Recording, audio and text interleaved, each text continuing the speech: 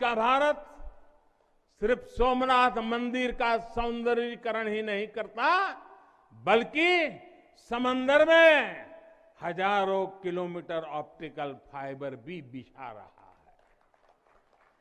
आज का भारत सिर्फ बाबा केदारनाथ मंदिर का जीर्णोद्धार ही नहीं कर रहा, बल्कि अपने दमखम पर अंतरिक्ष में भारतीयों को भेजने की तैयारी में जुटा है। आज का भारत सिर्फ अयोध्या में प्रभु श्री राम का मंदिर ही नहीं बना रहा, बल्कि देश के हर जिले में मेडिकल कॉलेज भी बना रहा है। आज का भारत सिर्फ बाबा विश्वनाथ धाम को भव्य रूप ही नहीं दे रहा, बल्कि गरीब के लिए करोड़ों पक्के घर भी बना रहा है।